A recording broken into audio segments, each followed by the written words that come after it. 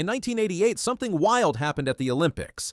A 19-year-old kid from the US beat the best runners in the world. His name was Steve Lewis, and the way he ran, it didn't even look real. People couldn't believe it. A teenager had just won gold and broke a huge world record, but today, most people don't even know his name. So what happened to Steve Lewis? Where is he now at 55? Let's find out. Steve was born in Los Angeles in 1969. He was just a regular kid who liked to run, but there was something special about him. As a teen, he joined a track club called the Los Angeles Jets. He got faster and faster. Then in high school, he started breaking records. People noticed. By the time he went to college at UCLA, people were already whispering, this kid might be Olympic level, but nobody expected what came next. In 1988, Steve Lewis had one goal: make the U.S. Olympic team. But it wasn't going to be easy. The U.S. Olympic trials are where the best runners in the country come to prove they belong on the world stage. It's not just about speed, it's about pressure, nerves, and heart. Steve was just 19. He had barely started college. The men he was racing against were older, stronger, and had been on the world scene for years. Names like Butch Reynolds and Everett were already famous, but Steve didn't flinch. In the semifinals, he ran an unbelievable 44.11 seconds. That was the fastest 400-meter time ever run by someone under 20. People in the stands were stunned. Coaches started whispering, is this kid the real deal? Is right there into the straight. Challenging Lewis. Everett's well back with Karlovich. First four, it's going to be tough for Darren. He's going to get through. Lewis, Everett, Clark, and Cameron. And Lewis will win with Everett and Clark. In the finals, Steve didn't win, but he didn't need to. He finished third, right behind Reynolds and Everett. That was enough to earn a spot on Team USA. Most 19-year-olds would have been happy just to make the team. But Steve, he had bigger plans. Quietly, without much hype, he was getting ready to shock the entire world. The 1988 Olympics in Seoul, South Korea were a global event. Millions of people watched from around the world. The 400-meter race was one of the most exciting events, and everyone thought Butch Reynolds would win it all. He held the world record. He was supposed to dominate. Steve Lewis didn't care about the predictions. He wasn't racing for fame. He was racing to win. When the race began, Steve didn't bolt out in front like some do. He stayed relaxed, sticking to his strategy. He knew the 400 wasn't just a sprint, it was a test of timing. Go too fast early and you burn out. Go too slow and you get left behind. Through the first half, he held his ground. He let the others push. Then, as they came around the final turn, Steve made his move. He turned on the Jets. He passed Everett, then Reynolds. His legs were flying. His arms were smooth. He looked almost effortless as he crossed the line. 43.87 seconds. It was the fastest time ever for a teenager in the 400 meters. And even today, decades later, no one under 20 has ever beaten it. Steve Lewis had just won Olympic gold at 19, and in doing it, he rewrote history. The stadium exploded. Commentators were speechless. Who is this kid? They kept asking, but Steve wasn't a mystery anymore. He was a champion, and his legend had only just begun. But Steve wasn't done yet. He also ran in the 4x400 meter relay with his teammates. Together, they crushed the competition. They tied the world record, 2 minutes, 56.16 seconds. That meant 2 gold medals for Steve, all before he turned 20. And the way they won, it wasn't just fast, it was clean, smooth, and perfect. Their teamwork was like a machine. The world watched. Everyone knew they had seen something rare. After the Olympics, Steve went back to college. In 1990, he won the NCAA championships. That same year, he also won the U.S. track and field title. He had become one of the top runners in the world, and he was still in school. In 1992, he returned to the Olympics in Barcelona. This time, he got a silver medal in the 400 meters, but in the relay, he helped his team break the world record again. 2 minutes, 55.74 seconds. He was the only runner in the group who had also been on the 1988 team. He brought experience. He brought fire. But then things changed. Steve started getting injured. Then he got sick with a viral illness that hurt his strength. Races became harder. The wins stopped coming.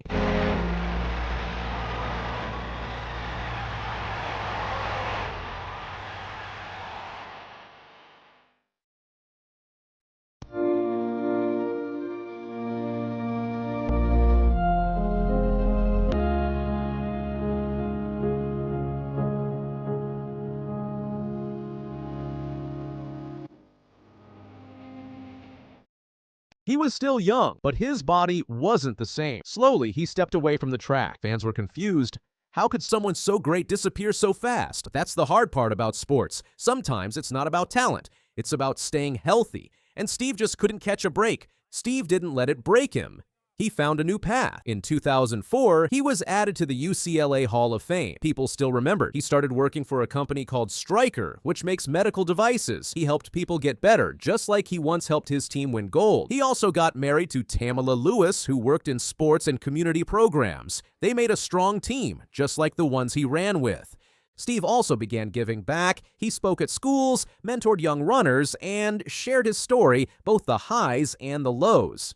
Now, Steve is 55. He doesn't run like he used to, but he's still moving. He gives talks. He mentors young athletes. He tells them what he learned, how to push hard, how to come back when life knocks you down. He even has an Instagram at SteveLewis400. He posts about his life, family, and sometimes those golden days on the track. He's not chasing medals anymore. He's chasing impact. His story is still being written. Steve's world record for runners under 20 still stands today. That's over 35 years. That alone shows how rare his speed was. But it's not just the records. It's the way he raced, with calm, confidence, and heart. Many great athletes get remembered for medals, but Steve's story is deeper. He showed what's possible when you're young, hungry, and not afraid. Even today, young runners look up his videos and say, "That's how I want to run." That's legacy. Steve Lewis didn't just run fast, he ran into history. At 19, he proved that anything is possible, even beating the best when no one expects it. At 55, he's still winning, just in a different way. So next time someone asks you about the 1988 Olympics, tell them about the teenager who dominated the world stage and then vanished. Because sometimes the greatest stories aren't just about speed, they're about what happens after the finish line. And Steve Lewis, he's still running his race. Away they go first time, and Tebogo's well into his running, as is Nkrumah. But look at Tebogo in the middle. It's Tebogo. He's turning round. Everyone remembers the finish line. But what if the moment that changed everything happened 20 meters before it? When Letsile Tebogo turned mid-race, smiled at his rival, and still broke a world record. It wasn't just speed that made headlines. It was attitude. And behind that smile was a story no one expected. Earlier that year, Tebogo had already made history by becoming the first Botswana to break the 10-second barrier, clocking 9.96 seconds at the Gaborone International Meet. That moment put him on the radar. But it was just the beginning. When he stepped onto the track at the Senior World Championships in Eugene, Oregon, he again lowered the U20 record to 9.94 seconds. Many started comparing him to a young Usain Bolt, but few expected what would happen in Cali. The buildup was intense, and fans across the globe had their eyes glued to the screen, wondering if this young talent could truly deliver under pressure. In the 100-meter final at Estadio Olímpico Pascual Guerrero, the tension was electric. As the starter's gun fired, Tebogo exploded out of the blocks, instantly creating separation from the rest of the field. By the halfway mark, it was clear he was in a league of his own. And then, with just 20 meters to go, he did something that would make global headlines. He turned to his Jamaican rival, pointed, smiled, and cruised across the line. The clock read 9.91 seconds, and the crowd erupted. Tebogo had just broken his own world record while putting on a show. What made it even more thrilling was that he looked like he was having fun, almost like he was toying with the idea of how much faster he could have gone. Turning round and gesticulating at the opposition 40 meters out. That is a truly astonishing performance. People weren't just talking about the time. They were talking about confidence, the flair, and the personality. It was the kind of moment that reminded everyone of Usain Bolt's iconic 2008 Olympic run, where he coasted across the finish line while pounding his chest. Tebogo later admitted it was intentional, saying, "I wanted the fans to enjoy it. It was a show and a reminder of what Bolt used to do." But this mid-race celebration had critics too. Some felt it was disrespectful to his competitors. Tebogo didn't shy away from the controversy, addressing it head-on. "If somebody took it as disrespect, I'm really sorry. That wasn't my intention. I just wanted to enjoy the moment." It sparked a broader debate about showmanship versus sportsmanship in track and field, and whether Tebogo had crossed the line or simply revived the sport's entertainment factor. The discussion spilled over onto social media, where fans passionately debated the fine line between confidence and cockiness. What made the moment even more shocking was the realization that he could have gone even faster. Analysts speculated that, had Tebogo run straight through the line without celebrating, he might have clocked somewhere around 9.80 seconds or faster, putting him in the same territory as Olympic finalists. But Tebogo wasn't chasing numbers that day. He was chasing impact. His ability to inject personality into a race, to blend entertainment with elite performance, was something the sport had been missing since Bolt's retirement. His performance in Cali didn't just earn him gold, it announced his arrival on the global stage. That same week, he went on to win silver in the 200 meters, clocking an astonishing 19.96 seconds. It was a rare feat for a junior athlete to show such dominance across both sprint distances, and it caught the attention of track coaches and analysts worldwide. Even more impressive was the consistency he maintained throughout the competition, proving that his explosive talent wasn't just a one-time phenomenon. Record, look at the time, 19.96. Tebogo is given the same time, but he's beaten by 6. Tebogo's rise wasn't an overnight phenomenon. He was born on June 7, 2003, in Kanye, Botswana, a small town with limited resources but big dreams.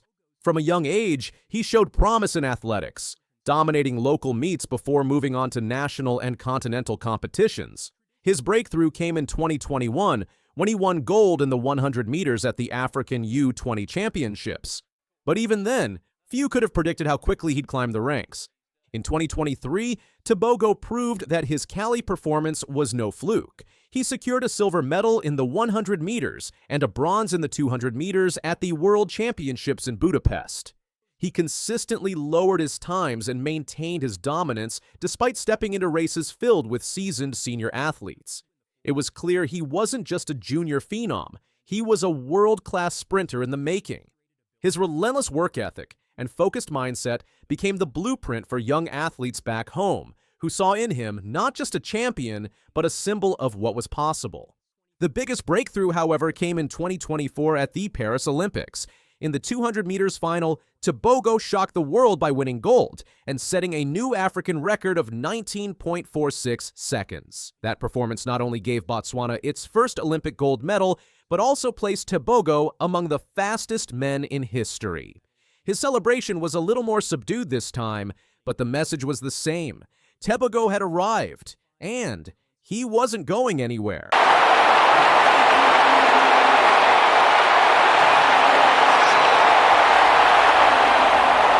His success has sparked a sprinting revolution in Botswana. Young athletes now see Tebogo as proof that world-class excellence is possible, regardless of where you come from. Government officials and private sponsors have started investing more heavily in athletics infrastructure, hoping to nurture the next generation of talent. The nation that once watched from the sidelines now sees itself at the center of the global athletics conversation. Beyond the medals and records, Tebogo is also winning fans for his humility and maturity. He speaks openly about the pressure of comparisons to Bolt, saying he's not trying to copy anyone, just be the best version of himself. Bolt is Bolt, he said. I just want to run my own race. And so far, that race has been nothing short of extraordinary. In interviews, he emphasizes gratitude and discipline, often crediting his family and coaches for keeping him grounded. As we look ahead, the possibilities for Tebogo seem limitless. He's still in his early 20s, meaning he could dominate for at least another 2 Olympic cycles. Sponsors are lining up, track fans are following his every move, and competitors are watching their backs. There's a sense that we are witnessing the beginning of a new sprinting era, one led by a young man who not only runs fast, but makes every race unforgettable. The 9.91 run in Cali wasn't just a record, it was a moment that changed everything. It turned a promising teenager into a global star.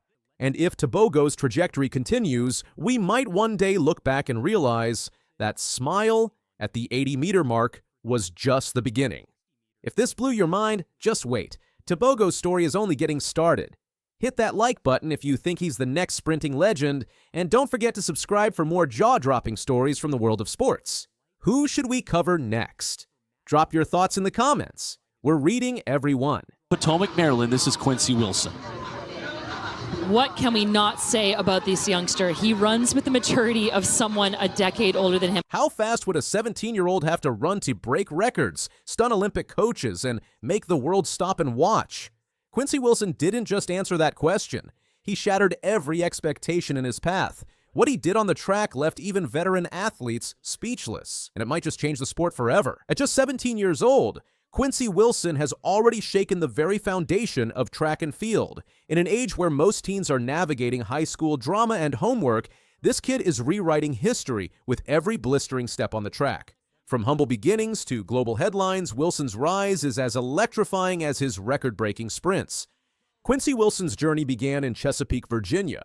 Recognizing his talent early, his parents, Monique and Roy Wilson, made a game-changing move, relocating to Gaithersburg, Maryland so he could attend the elite Bullies school in Potomac. Bullis isn't just any high school. Known for its powerhouse track program, it became Quincy's launching pad. Surrounded by top-tier coaching and fierce competition, he flourished. Every practice, every race was another step toward making history. By age 14, Quincy wasn't just participating, he was dominating. He racked up his 5th AAU Junior Olympic title in the 400 meters with a scorching time of 47.77 seconds. For context, that's faster than many collegiate athletes. His early performances hinted at something special, but even his coaches couldn't predict just how far he'd go. As his times dropped, the hype surged. Track insiders whispered his name as the next big thing. He wasn't just racing other teens, he was chasing records, and with every finish line he crossed, his story became more and more surreal. If 2023 was the year Quincy got noticed, 2024 was when he exploded into the spotlight. In March, he obliterated the under-18 indoor world best in the 400 meters, clocking a jaw-dropping 45.76 seconds. That time didn't just make headlines, it made history. And then came Gainesville. To stay calm under pressure. Talking to him right before he qualified for the Olympics, he talked about missing a little bit of training because his sister was in the hospital. In July, Wilson lined up for the 400 meters again, this time on the outdoor track. The result? An earth-shattering 44.20 seconds. That wasn't just the best time for someone his age, it was one of the fastest ever run by anyone in the world that year. The track community went wild. Social media lit up. Suddenly, a high schooler from Maryland was on the radar of every sports outlet across the globe. Even seasoned professionals were stunned. Coaches, analysts, and Olympic legends began dissecting his form, his pacing, his stride length. What they saw was a rare combination of raw talent and polished technique, something usually seen only in elite adults at the peak of their careers. Despite a strong showing, Quincy finished 6th at the U.S. Olympic trials in the 400 meter. That might have ended the Olympic dream for most, but Team USA had other plans. Recognizing his talent and potential, they selected him for the men's 4x400 meter relay team heading to Paris. That decision made Quincy the youngest male track athlete ever to represent the U.S. at the Olympics. He would go on to help the American 4x400 meter relay squad earn gold at the Stade de France, competing in the heats ahead of the event's final. He wasn't just tagging along for the ride. Quincy earned his place. His training sessions leading up to the Olympics were intense. His coaches pushed him, not because he was a kid with potential, but because he was now seen as a critical asset to the team. Quincy didn't flinch. He rose to the challenge. At the 2024 Summer Olympics in Paris, Quincy lined up for the preliminary heat of the 4x400 meter relay. The stakes were sky high, and all eyes were on the teenage phenom. As the opening leg runner, Quincy set the tone for the team. Though he faced stiff competition and early nerves, he held his ground and helped secure a spot in the final. What a finish from the 16-year-old! So he's going to have to rely on time. Right now, he is the top of the bubble and looking very good for a chance in the final. Bryce Stedman gets the win over Vernon Norwood. Woo! The crowd know what they just saw. And that's because that's... Though he didn't run in the final itself, Olympic rules ensure that any athlete who participates in the heats gets a medal if their team wins. And that's exactly what happened. Team USA took gold in the final, and just like that, Quincy Wilson became the youngest male Olympic gold medalist in track and field history. Team Quincy Wilson had a very different goal. And today he became the youngest male track competitor in U.S. The moment was surreal. Standing on the Olympic stage, even in the background, was more than a dream. It was a statement. Quincy had arrived, and the world was officially on notice. What sets Quincy apart isn't just his times, it's his mindset. He's remarkably poised for his age, with a calm confidence that's rare in elite sports. Off the track, he's grounded, articulate, and thoughtful. On it, he's a beast. No gold medal. None of that is on my mind, he said. When I'm practicing, I'm worrying about my future goals, nothing in the past.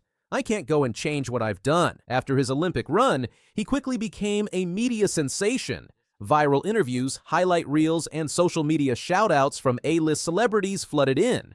Jay-Z even reached out to meet him. For a teenager, this could be overwhelming. But Quincy stayed focused, always turning the spotlight back on his team, his coaches, and the support system that got him here. He's also started mentoring younger athletes, kids not much younger than himself. He shows up to youth clinics, answers DMs from aspiring runners, and talks openly about the pressures of competing at a high level.